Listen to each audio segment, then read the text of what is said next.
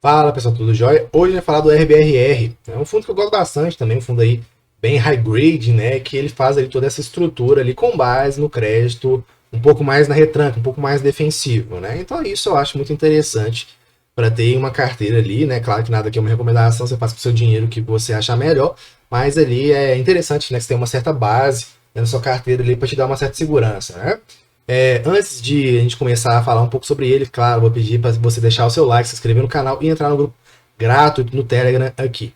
Show de bola? Bora para frente então. Antes, vamos começar a falar um pouco, né, sobre o preço. A gente vê que ele teve uma pequena alta aqui no year to date. Quem não sabe o que é year to date é de janeiro até agora, que está quase no final do ano, né? Liquidez média diária super tranquilo, 3,4.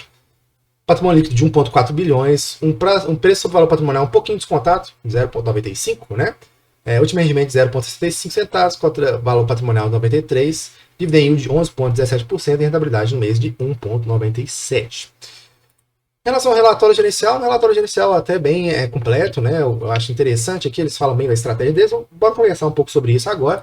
É uma duration ali, média de 3,7 anos, não é tão alta assim.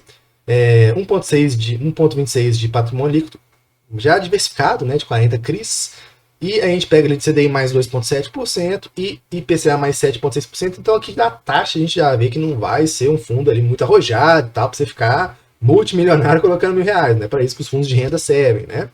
16% de CDI e 84% em inflação, e isso vai explicar também que em momentos de deflação essa conta vai dar uma amassada, faz sentido?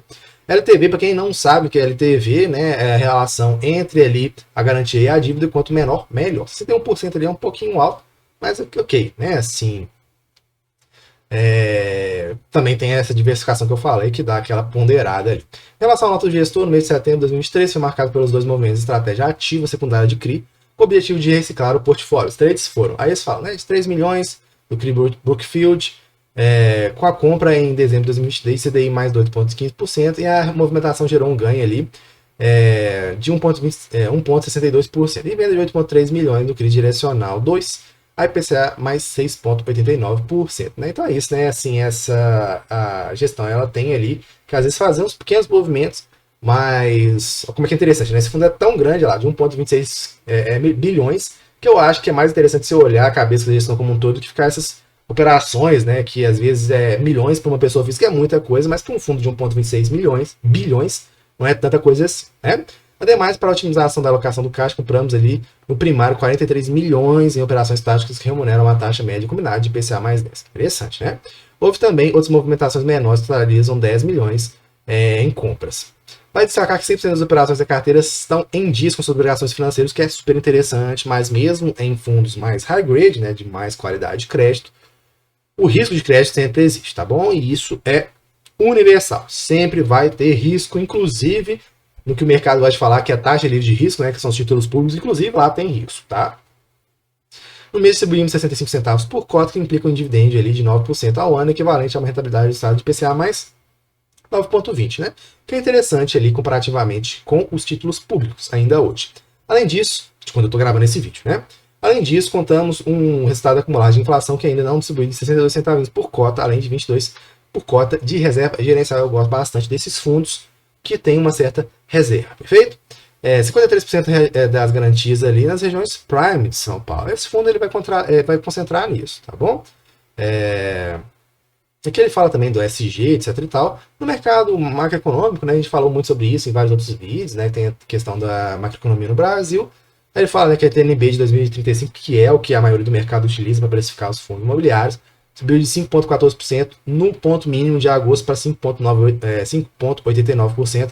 Pessoal, os juros reais do Brasil são muito altos, tá? O pessoal às vezes fala de perda fixa e tudo mais, eu discordo completamente, tá? A renda fixa no Brasil é muito interessante. A gente fez uma live com o Baroni que ele falou, né? Que ele começou a investir pela renda fixa e ainda assim ele teve ganhos muito interessantes. E pelo que ele explicou, né? Inclusive ele investe em fundos imobiliários e também tem uma participação ali para reserva, que ele chama de reserva ponto, né? Não tem reserva de emergência nem reserva de oportunidade, para ele é uma reserva ali em renda fixa também.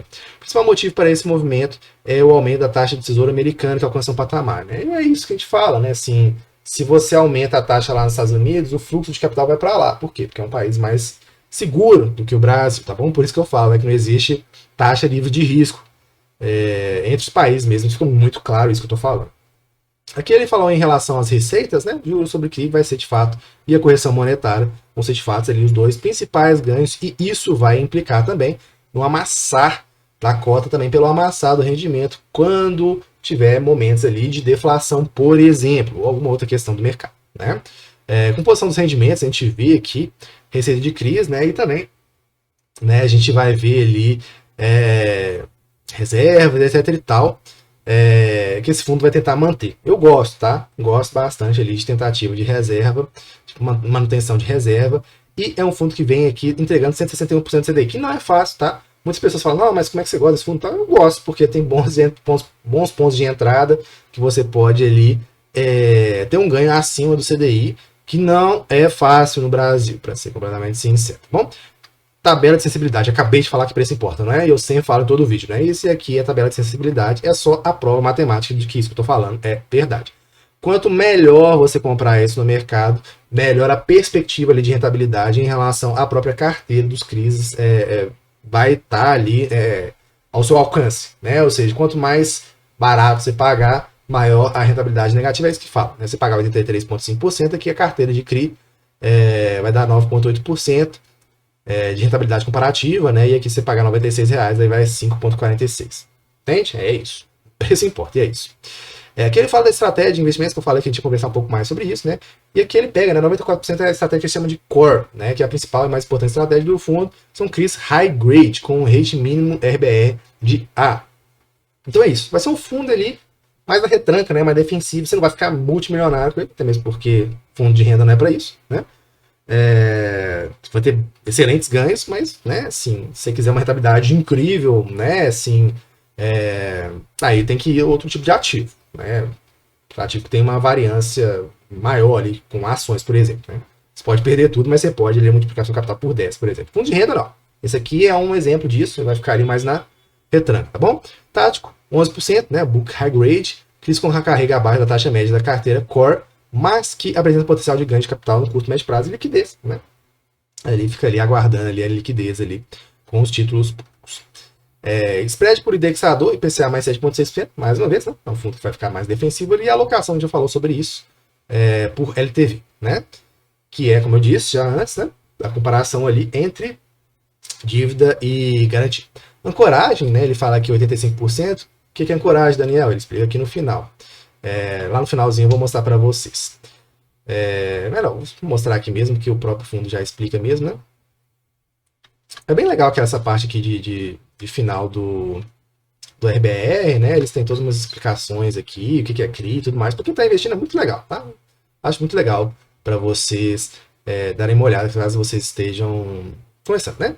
Ancoragem RBR, operações originadas, estruturadas e ou investidas com mais de 50% da emissão. Então é isso que eles definem como ancoragem da RBR, aqui grifei compromissado, mas é só a forma de alavancagem do fundo, tá bom? E que ele explica, né, que se você está começando a investir, CRI, né, certificado de recebíveis imobiliários, coloca aqui equipe aqui, eles falam um pouco também da metodologia de análise, que é bem interessante, né, então é isso, né, eles explicam aí o que eles têm, né, como ancoragem, como é que eles definem risco de crédito, etc e tal. Então, interessante.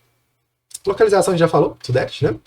E aqui eles vão focar ali em crédito mais de qualidade, sendo que o maior nível de percentual de PL deles são esses três primeiros, que é 9%, 8% e 8% também, da Leroy 2, do JK e da Brookfield. Com a LTV aqui, esse primeiro aqui de 60%, 75%, 74%. Poderia ser mais baixo, né? Mas a gente vê ali pelo menos uma diversificação muito grande aqui do PL, né? Ele fala também, né? Abertura dos FIIs investidos, ele coloca aqui também, né? Em relação a isso aí, já vai do investidor. Tem alguns que criticam, tem alguns que não gostam, eu particularmente não vejo muito problema em relação a isso, desde que, obviamente, esteja trazendo resultado para o cotista, né? Liquidez muito tranquila, a gente já falou sobre isso, aqui ele fala dos apêndices, né? Eles mostram os CRIs, como é que estão, né? Só interessante, né? As estruturas, que são CRIs ali que vão ter uma certa qualidade a mais pela própria estratégia da gestão. E aqui no finalzinho, como eu falei para vocês antes, né? Tem toda uma explicação ali de glossário, de o que é um CRI, enfim, bem legal. É um relatório aí bem completo que eu gosto bastante de estudar. E vale a pena, especialmente para quem está começando, né? Vale a pena entender um pouco mais. Beleza? Espero que tenha gostado. É um fundo que eu gosto bastante. Fundo aí bem defensivo. E é isso. Mas claro que preço sempre importa.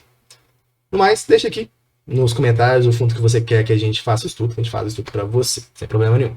Abração e até a próxima.